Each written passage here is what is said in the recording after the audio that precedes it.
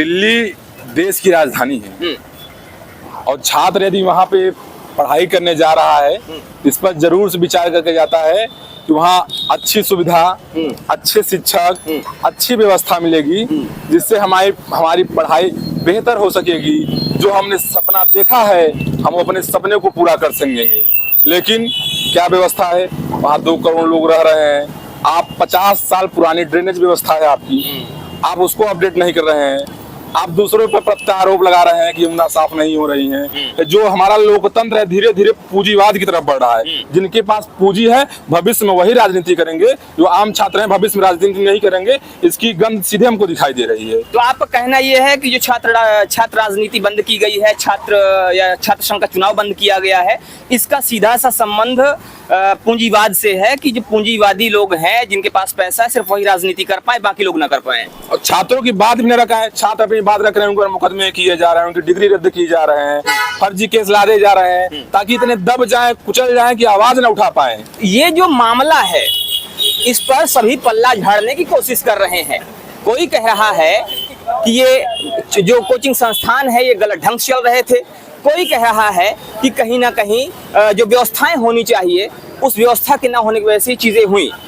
लेकिन एक सोचने वाली बात यह है कि जो छात्र आईएएस बनने के लिए गए थे, जो छात्र यूपीएससी क्वालिफाई करने के लिए गए थे, उन छात्रों को मौत मिलती है तो इसके पीछे जिम्मेदार कौन है? आम आदमी पार्टी, चूंकि वहाँ सरकार है और आम आदमी पार्टी के जो नेता हैं संजय सिंह, उन्होंने कहा है कि ये जो कोचिंग है बेसमेंट में चल रहा था इस वजह से घटना हुई। तो आपको क्या लगता है कि क्या कोचिंग के बेसमेंट में चलने की वजह से घटना हुई या कोई और वजह है इसकी?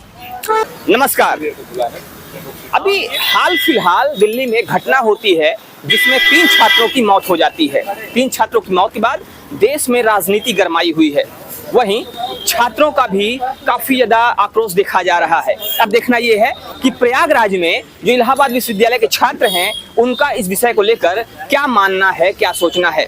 और इसी बीच हम आ गए हैं इलाहाबाद विश्वविद्यालय में। इलाहाबाद विश्वविद्यालय के बाहर यहाँ छात्रों का हुजूम इकट्ठा है। आइए बात करते हैं कि आखिर छात्र इस विषय को लेकर क्या सोचते हैं। अभी कल दिल्ली में एक कोचिंग संस्थान में पानी भर जाता है और पानी भरने के बाद वहाँ 3 छात्रों की मौत हो जाती है। तो आखिर ये जो मुद्दा है छात्रों की सुरक्षा, छात्रों के साथ ऐसा जो ये घटना ये हो रही हैं, इसको लेकर आप क्या सोचते हैं? विद्यार्थी रूप में आपकी क्या राय है? देखिए, दिल्ली देश की राजधानी है और छात्र यदि वहाँ पे पढ़ाई करने जा रहा है इस पर जरूर से विचार करके जाता है कि वहाँ अच्छी सुविधा, अच्छे शिक्षक, अच्छी व्यवस्था मिलेगी जिससे हमारी पढ़ाई बेहतर हो सकेगी। जो हमने सपना देखा है हम अपने सपने को पूरा कर सकेंगे। लेकिन क्या व्यवस्था है, वहाँ 2 करोड़ लोग रह रहे हैं। आप 50 साल पुरानी ड्रेनेज व्यवस्था है आपकी, आप उसको अपडेट नहीं कर रहे हैं। आप दूसरों पर प्रत्यारोप लगा रहे हैं कि यमुना साफ नहीं हो रही है। आप क्या कर रहे हैं वहाँ पे, बताइए। इतनी मतलब ऐसी घटना तो सोचने लायक नहीं है। पहले एक पटेल नगर में एक छात्र करंट लगने से मौत हो गई। राजधानी की बात है जी, कोई आम गांव देहात नहीं है, राजधानी की बात है। पटेल नगर में एक छात्र की करंट लगने से मौत हो गई। उसके बाद छात्रा बहन पानी भर रही थी, मतलब 7 बजे 30-35 छात्र थे लगभग। तो वहाँ कहा गया कि खाली कर दीजिए आप लोग। जब और लोग गए और लोग एक आध टॉपिक बचा था, बहनें अपना पढ़ रही थी, अचानक से पानी आता है, कांच टूटता है और छात्री बहनें वहाँ डूब के जो है अपने अंतिम सांस गिनती है। ये बहुत ही निर्मम बात है। तो ये जो मामला है इस पर सभी पल्ला झाड़ने की कोशिश कर रहे हैं। कोई कह रहा है कि ये जो कोचिंग संस्थान है ये गलत ढंग से चल रहे थे। कोई कह रहा है कि कहीं ना कहीं जो व्यवस्थाएं होनी चाहिए उस व्यवस्था के ना होने की वजह से चीजें हुई। लेकिन एक सोचने वाली बात यह है कि जो छात्र आईएएस बनने के लिए गए थे, जो छात्र यूपीएससी क्वालिफाई करने के लिए गए थे, उन छात्रों को मौत मिलती है तो इसके पीछे जिम्मेदार कौन है? अगर आपसे पूछा जाए, ये जो मामला हुआ है, जो छात्र यहाँ से तैयारी करने गए थे, एक सपना संजो कर गए थे, कुछ बनने के लिए गए थे और वहाँ पर उनको मौत मिलती है, इसके पीछे जिम्मेदार कौन है?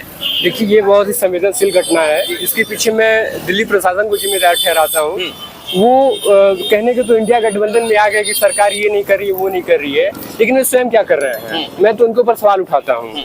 और जिस तरह से हाल के वहाँ का विकास हुआ है, ड्रेनेज सिस्टम और बाकी ये सब, वहाँ पे देखना चाहिए। जो IAS की तैयारी करने बच्चे गए हैं, वे कल के भविष्य होने वाले हैं, वही कल प्रशासन संभालेंगे। आज उनके साथ जब न्याय नहीं हो रहा है तो कल वे क्या सुधार कर पाएंगे? सरकार को इसके ऊपर कड़ी से कड़ी कार्रवाई करनी चाहिए और जो भी जिम्मेदार है उसको जिम्मेदारी के साथ सही कार्रवाई करनी चाहिए। सरकार को कड़ी से कड़ी कार्रवाई करनी चाहिए, जो भी जिम्मेदार हैं उनको भी कटघरे में खड़ा करना चाहिए। लेकिन आम आदमी पार्टी, चूंकि वहाँ सरकार है और आम आदमी पार्टी के जो नेता हैं संजय सिंह, उन्होंने कहा है कि ये जो कोचिंग है बेसमेंट में चल रहा था, इस वजह से घटना हुई। तो आपको क्या लगता है कि क्या कोचिंग के बेसमेंट में चलने की वजह से घटना हुई या कोई और वजह है इसकी? कोचिंग बेसमेंट में चल रही हो, क्या मानक पूर्ण कर रही है, इसकी भी जांच होनी चाहिए। सरकार क्या कर रही है? आपने 7 कोचिंग हत्या होने के बाद जब बहने डेथ हो गई, यूपीएससी की जो तैयारी कर रही थी, और पता नहीं कितनी घटना हुई होंगी जो दब गई होंगी, हम लोगों को पता भी नहीं है, हम लोगों को जानकारी भी नहीं हुए। तो आप 7 कोचिंग जो अब सीज किए हैं, मोटे मोटे जो छात्रों से पैसा ले रहे हैं, वो अभी क्यों, पहले क्यों नहीं कार्य किए? आप क्या कर रहे थे? पहले कहते हैं MTS हमारे हाथ में नहीं है, हमारे हाथ में नगर निगम नहीं है, अब तो सब आपके हाथ में है, फिर आप क्या कर रहे हैं? जिम्मेदार कौन है?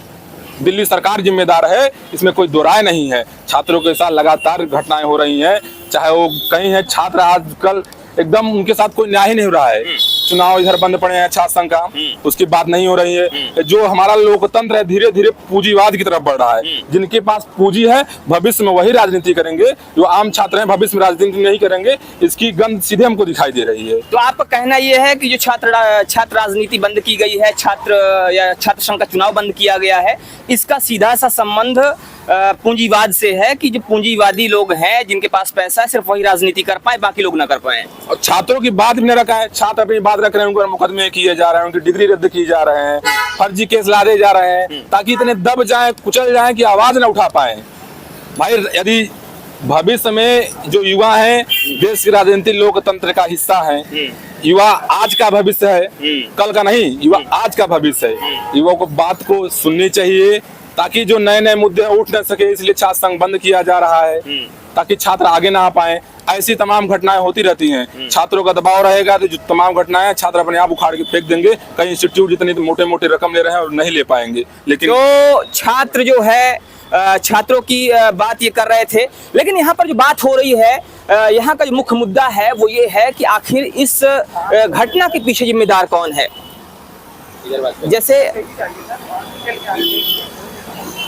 तो अब यहाँ पर बात ये है, मुद्दा ये है कि आखिर इस घटना के पीछे जिम्मेदार कौन है। आइए बात करते कुछ और छात्रों से।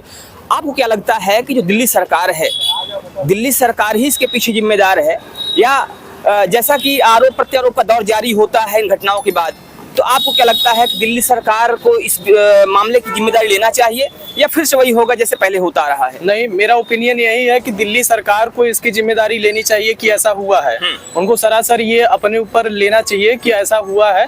और मेरा ये भी कहने का मन उपलक्ष्य ये है कि जैसे कि दिल्ली स्टूडेंटों का हब है, वैसे इलाहाबाद भी स्टूडेंटों का हब है। जैसे वहाँ घटनाएं हो रही हैं वैसे यहाँ भी घटनाएं हो सकती हैं। तो अभी सरकार को बस ये करना चाहिए कि ऐसी गतिविधि में जितनी भी कोचिंगें चल रही हैं उनको सीज किया जाए, उनके प्रति ऐसा एक्शन लिया जाए कि ताकि वो दोबारा ऐसा कोई काम ना कर सके। तो आपका कहना ये है कि इलाहाबाद में भी ऐसे बहुत सारे कोचिंग संस्थान चल रहे हैं जो गाइडलाइन है उसको पूरा नहीं कर रहे हैं? जी, यहाँ पे भी वैसा भी हो सकता है जैसे कि वहाँ पे भी हुआ है। तो यहाँ पे भी ऐसी बहुत सारी कोचिंगें हैं जो ऐसा गतिविधि फॉलो कर रही हैं। वो मतलब बस अपना पेट भरना चाहती हैं, वो अपना बस अपना पैसे से मतलब रख रहे हैं। वो स्टूडेंट पढ़ रहा है नहीं पढ़ रहा है, कैसे सर्वाइव कर रहा है, उनसे इस सब से मतलब नहीं है। तो क्या ऐसे संस्थान कुछ ऐसे हैं जो कि इस गतिविधि में हैं या अवैध ढंग से ऐसे चल रहे हैं जो गाइडलाइन को पूरा नहीं कर रहे हैं, नॉर्म्स को पूरा नहीं कर रहे हैं? नहीं, मतलब ऐसे कोई संस्थान का मैं खुल के विरोध नहीं कर सकता, लेकिन यहाँ अगर देखा जाए इलाहाबाद में तो ऐसी बहुत सारी गतिविधियां हो रही हैं जिसको हमको ध्यान में देना चाहिए और सरकार को इस पे एक्शन लेना चाहिए कि ऐसा फिर दोबारा ना हो। उनको सीज करके उनके प्रति एक अच्छा वो रिपोर्ट जारी करना चाहिए कि जिसके थ्रू ये पता चले कि ये जो है कोचिंगें ऐसा ना कर पाए दोबारा।